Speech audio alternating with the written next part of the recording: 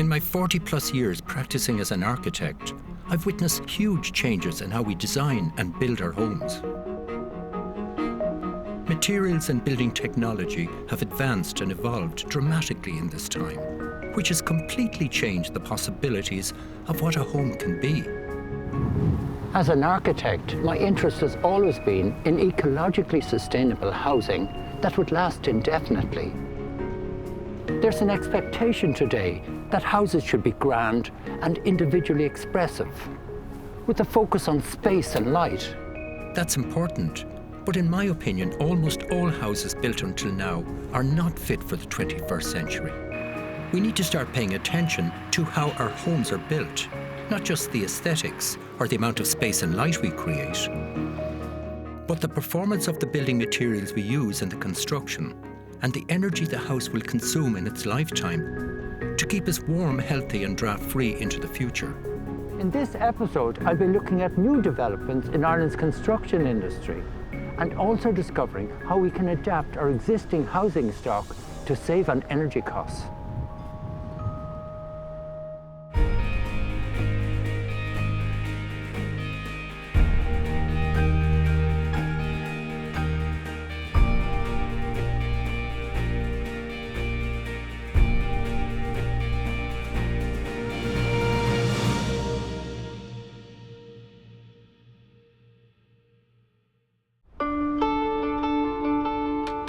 Today, we have 2 million homes in Ireland. A quarter were built during the boom years. From my perspective, almost all of our homes have been built to poor energy standards. Data from the EPA shows that household energy use in Ireland is the second highest in Europe. This isn't just a problem for our heating bills. It also contributes to the excessive amount of imported fuels burnt in Irish homes, which contributes to poor air quality and a major source of Ireland's greenhouse gas emissions. Ireland has a target to reduce our fossil fuel consumption to almost zero in the next 30 years, and our buildings are at the heart of this challenge. Now that Ireland is back building again, I'm interested in finding out what standard of homes we're building today.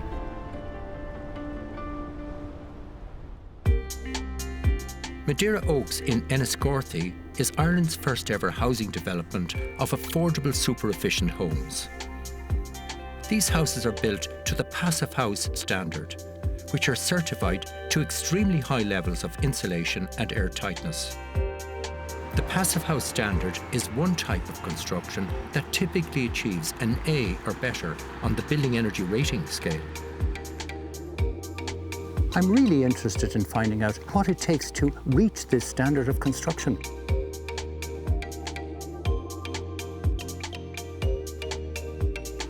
So Michael, you're building passive houses here. How many? We're building 12 passive houses here. We have 4 already built and occupied, and we're building 8 here. As you see, we have 2 of the 8 started, and we're putting up the timber frame today for the other 2, the next pair. Typically, a development like this 15 years ago would have had a BER standard of a D1 rating. This means the average home would have cost about €2,200 a year to heat, or $22,000 spent over the last 10 years.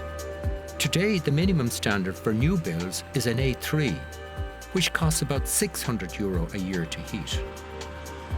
This A1 development is in a different league again. But is it more expensive to construct this way? You hear a lot of arguments, that passive house is more expensive than standard construction. Well, in this project, we've basically burst that bubble. We're selling these houses for $190,000 each. Are you telling me that you can build passive houses for that sort of money? That's what the customer pays. It includes VAT, it includes landscaping, roadworks, everything, all in. So how did they achieve this exemplary standard of efficiency? You have a lot of insulation in the walls, about 9 inches of insulation in the walls, and in the roof there's even more. The roof is about this thickness of insulation. Right.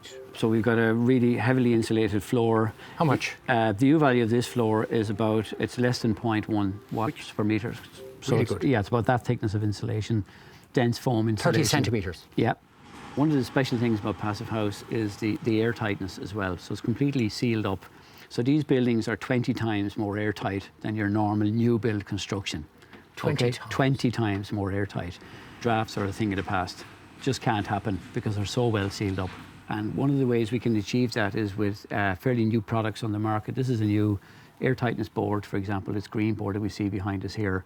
It's the world's first certified air tightness board made in Ireland by Quilcha. It stops any cold air infiltration, stops any drafts, and it actually, this is the party wall between the two neighbours, and it cuts down any sound, so you can't hear your neighbour plugging in the toaster or whatever.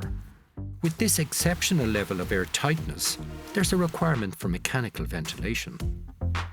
In this case, the heat recovery ventilation system replaces the need for a heating system. There's no boiler, there's no underfloor heating, no radiators, so all of that's eradicated. There's absolutely not even a stove in this house. So the whole thing is dependent on mechanical ventilation and heat recovery. What we've got here is a 180-litre cylinder. There is a counterflow heat recovery system. It takes the exhaust air from the building, contains it. It actually can then go and produce all your hot water to 180 litres to 55 degrees. So what we take out, we use, and then we replace it with fresh warm air for wintertime, or in the summertime, cool air. Is it easy for the householder to manage this and to maintain it and to control it? Well, in actual fact, very little, because there's only one controller in the house. They can see straight away the temperature of the hot water and the ventilation rate. And anything in terms of filters or alarms will indicate here on the system, so they have everything they need to know just at a glance. So there's no going around twisting knobs, setting oil boilers or leaking, trying to vent radiators or anything else. It's just here. This mechanical heat recovery ventilation system is complemented by the use of solar PV panels, which generate electricity during the day. This means that all space heating and hot water can be reduced to only €200 per year. There's no oil, no coal. You have no heating bill. Your electricity bill will be for your white goods, you know, your washing machines, your cookers, your lights, that type of thing. So the people coming into them, all they have to do with these houses is live in them. So what's it like to live in this unique passive house environment? I'm curious to meet some of the new homeowners. I had been living in a house here in town for the last 25 years. It was an old house. It had a very low building energy rating.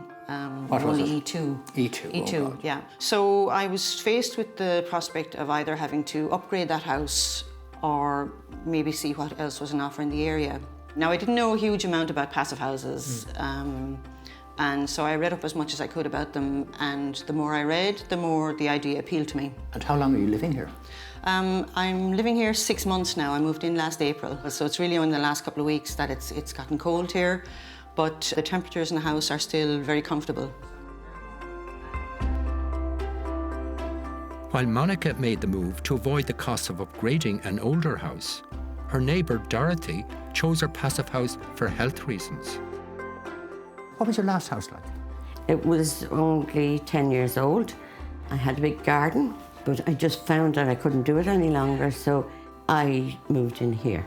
So much more manageable. It's far more manageable for me, yeah. Yeah. My health has improved since I came in here. It has? Yes, And yes. you're sure of that, yeah? Oh, I'm positive of that.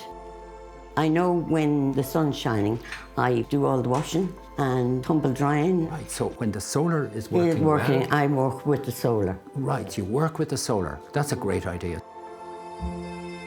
What this development proves is that larger housing schemes that are designed and built to certified passive house standards can be very cost effective. And some county councils in Ireland are recognising this. If we can get value for money, and at the same time we can lower fuel bills for the tenant and for all of our buildings, I think it makes economic sense as well as sustainable sense. Going forward, I'm not going to build anything on the passive houses.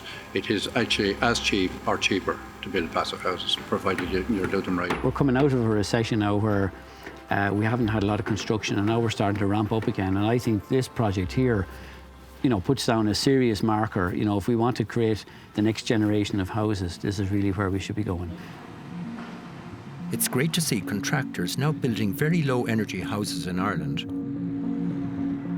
But what's the solution to our existing 2 million cold and drafty homes?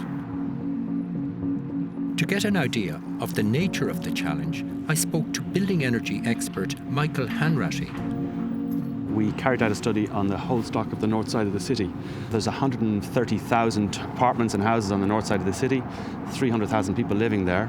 So what we did was we used a variety of different data sources to establish exactly how energy efficient is the housing stock today. And the average building energy rating of the housing stock in that area is a D2, which would be very similar to the national average. So what's the typical mix now of different house types in Dublin and across Ireland?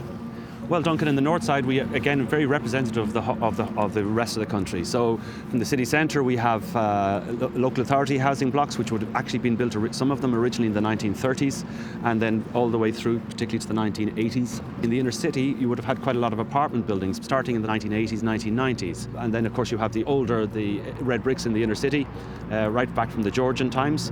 So all of these different house types are going to need different ways to retrofit. If we're being serious about the residential housing sector playing its part in meeting our climate protection targets, then we have to scale up the level of retrofit and find financing solutions. But it's very doable. Lower income households are particularly exposed to the health risks of living in damp, cold conditions. Too often, they're unable to meet the higher costs of adequately heating their homes. Across the country, many charities are responding to this challenge and have collectively provided essential upgrades to over 120,000 vulnerable households. Hi, David. I'm here in Crumlin to visit Nolene Keegan, whose house is being retrofitted by Energy Action Ireland. Years ago when we moved in, we had no heating, we just had coal fires. And then eventually we got the central heating. And do you live alone here? No, I live with my daughter, Zoe. She's 25. My daughter suffers with her lungs and her heart, and she was getting chest infections on a regular basis. It would affect her health as well as mine. I have arthritis, so the cold would affect me. In the summer, it's fine. There's no problems in the summer. But it's just the winter, it's so cold. And the heating is on from the time I get up till the time I go to bed.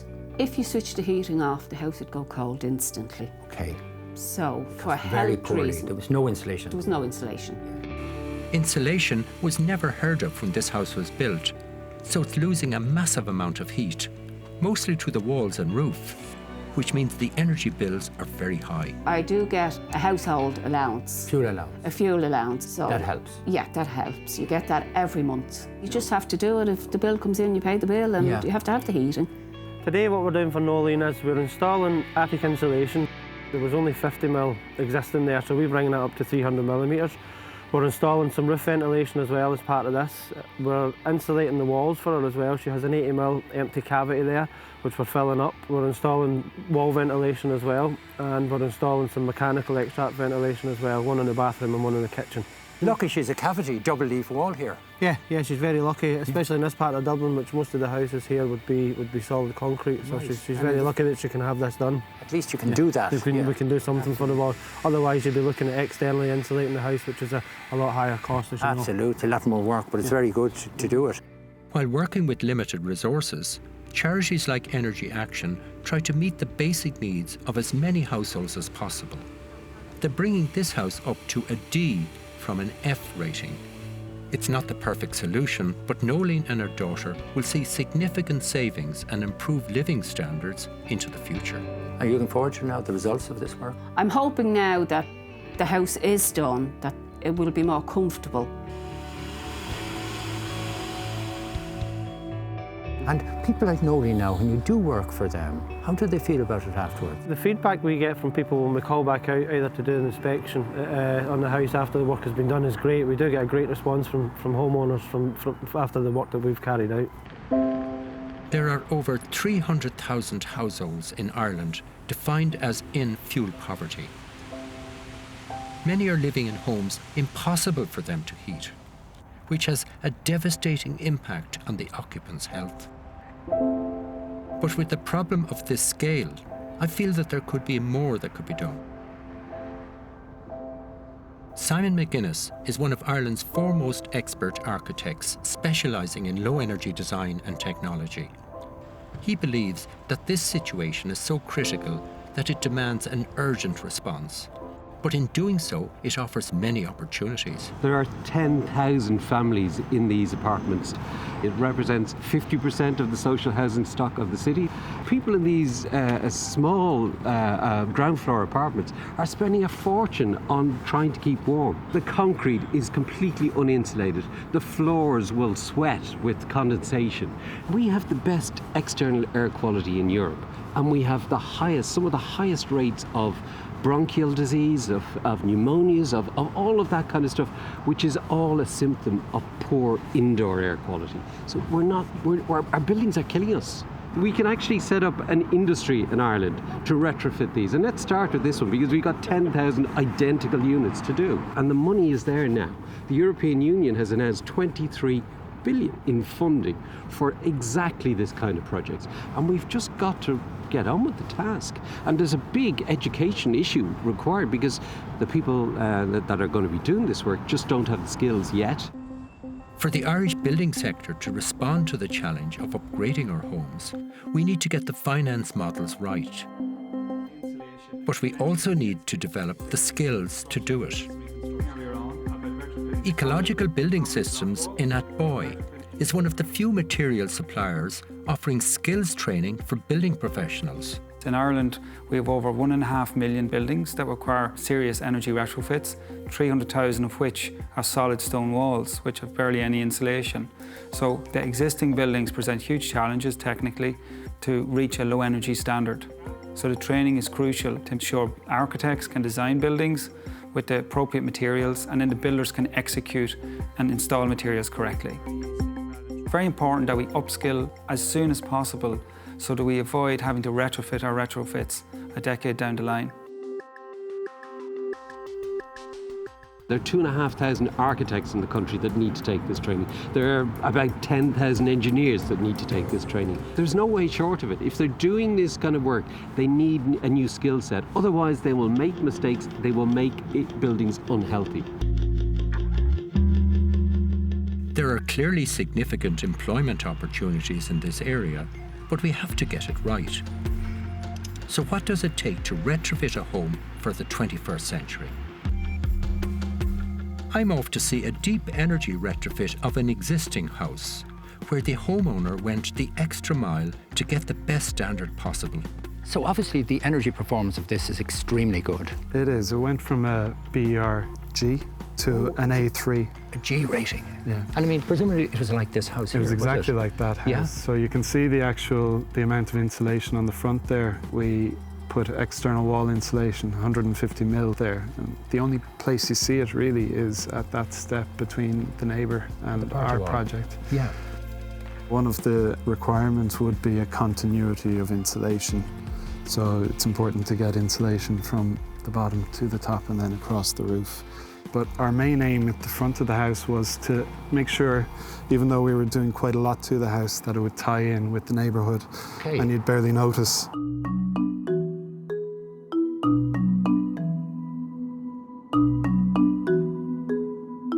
Pauline bought this house 30 years ago, but lived and worked in Africa for a long period, and only returned to Ireland 10 years ago. Having lived in Tanzania and Ethiopia, I saw the impact of climate change at first hand, and I felt that it was important to be able to contribute in my own small way by trying to have a house which was as sustainable as possible, but which will also be bright and modern and comfortable. Heating the house was quite expensive. There was a problem of damp, and a house could be quite cold at times. And probably drafty too. A bit, yeah. A bit. So all of these windows and doors are all to Passive House standard, are they? Yes, they're Irish made, triple glazed, certified Passive House, and very airtight, very highly insulating.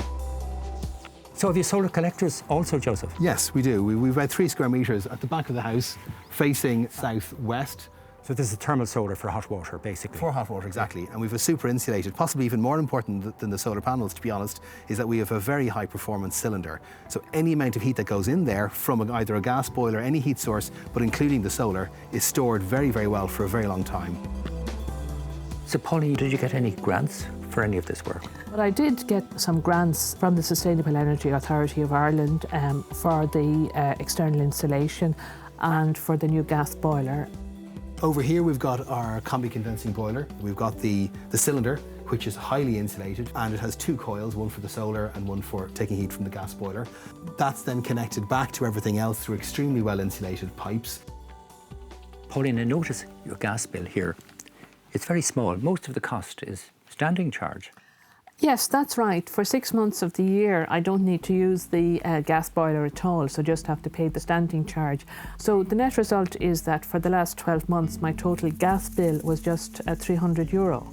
Pauline's oil-fired heating system was costing her €1,500 per year, and this still didn't provide sufficient heat for a healthy home. How do you deal with ventilation? Because you've got basically a very airtight house. What they call natural ventilation does not work in houses like this. You have to move to a managed ventilation strategy. That's the only way to deliver that high quality clean air. What you see here is we've got the supply point on this side taking in cold but oxygen rich air from outside, and it comes in and it moves into the main unit. And then at this point up here, we're actually letting the air out of the house, which is now depleted in oxygen. And between these two, in this space down here, we're recovering the heat. Would you recommend this, all of what you've done, to other people? I mean, I know that obviously not everybody is in a position to undertake a really substantial, deep renovation. But I think there is a scale of things that can be done, and they do make a major contribution to energy effectiveness. Joseph, with so many houses now needing to be deeply retrofit, what are the challenges for all of those householders out there today? Homeowners are only going to do this if they want to do it, if they feel it's right. And I think the message that they need to hear is that this is worthwhile, it's financially sound, that it is comfortable, that it is a healthier environment to be in, and it gives them less exposure to future economic shocks. You did a big job here. How do you feel about it? I'm really happy here. It's a very bright, very comfortable, very warm house, and I find it an ideal place to live. Pauline's home is the standard of retrofit that we need to achieve to really make our houses sustainable. Already in Ireland, SEAI have part-funded over 300,000 upgrades to various levels. But there's still a huge challenge to increase the overall standard of upgrades to make our housing stock fit for the 21st century. I asked Jim Gannon how we're going to achieve this. We face 2 challenges. One is in relation to new homes being built. I think the move towards near zero energy buildings will really help on that front. It will improve the new building stock. But the real challenge is in deeper retrofit of the existing housing stock. What I think we need to do is to, again, arm the citizen with more supports if they are required to bring them to deeper retrofit. Because as we look to 2020 in particular, we need higher impact interventions in each house, and particularly as we move to 2030, our engagement per home needs to achieve more on an individual basis. Low energy new builds and retrofits to our existing buildings make sense for our health, for our comfort, but also because we'll be reducing the carbon emissions of our homes forever. We want to be cosy, to be comfortable and to be healthy. And sadly, most of our building stock, people don't have that. Once the energy upgrades are done, then everybody has lower heating bills, lower CO2 emissions, much more comfortable houses, much more healthy houses. I think environmentally we have a responsibility to look after our country and our planet. I think we need to do that for ourselves, for our society. If we love this planet, if we love our children, this is this kind of engagement is very, very necessary. Deep retrofitting almost our entire housing stock is one of the biggest economic, social and environmental challenges we've ever faced. But it also could prove to be Ireland's greatest opportunity.